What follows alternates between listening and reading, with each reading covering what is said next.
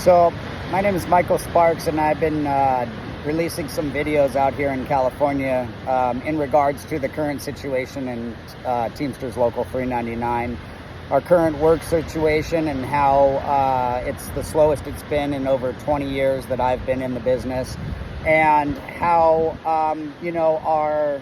our leadership doesn't seem to have the best interest of the membership in heart right now. So I wanted to reach out to you guys to ask some questions. I've been, contacted by many people across the country, and they're saying that they feel like they're losing the right to negotiate their contracts in their territories for their members. So my question is, your members, you guys go through elections, and your members elect you on, knowing you, having a relationship with you, your territory, the current environment of your territory, the locations that you guys film at in those areas.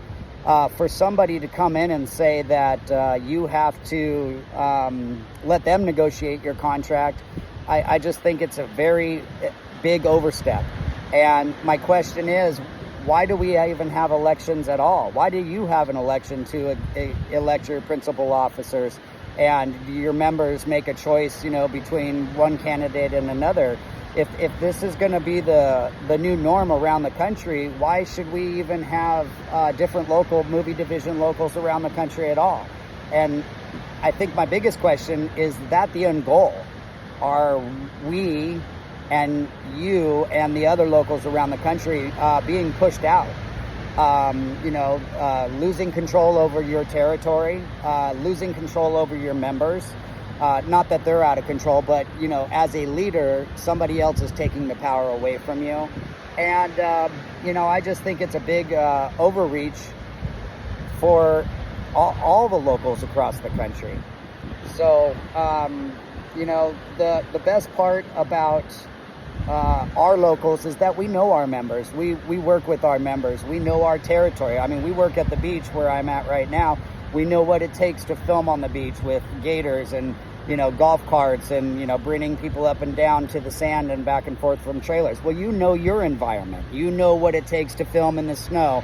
And, if you're, by a river, what it takes to get down on the rocks, So, I don't think that the person that is dictating and taking away the power from you as leadership knows your members, knows your working conditions, knows the environment that you're filming in. And why would you just give up control like that? So I've been telling my members to stand up out here and speak up and speak our mind and take a stand when it comes to some of the things that I see the members have fear about. And it just seems like this power grab across the country, it's not going to benefit the Teamsters across the country nationwide in any way. I think what my honest opinion is, it's just going to push the work overseas across borders to locations that are much cheaper, that have a tax incentive. But remember, they can put 5 laborers or 3 drivers on a truck and drive 24 hours a day, to replace us overseas. They just throw labor overseas. If they have a crew that's not, a top-notch crew like we have here in the United States, they just throw manpower at everything, and it still costs them less. So an overstep like this, I think, is jeopardizing the Teamsters across the country. I think it's jeopardizing the work that we still have left in this country. And with the world being so attractive with tax incentives in so many nations across the world at this point, I think we really need to stand up and band together and say, no, I'm going to fight for my locale and do the contracts for my location. I know what my members want. I know what my members need. I have a relationship with my members, and so I wanted to reach out to you guys to express that to you, because what's happening here in LA is definitely going to start spreading across the United States of America. And it's a shame, because we have the best crews in the world here. We have the best drivers in the world here. So we don't want to just give up these good jobs that are in America. So, feel free to reach out to me. I'm sure somebody I've worked with has my phone number on the East Coast, the middle of the United States, wherever.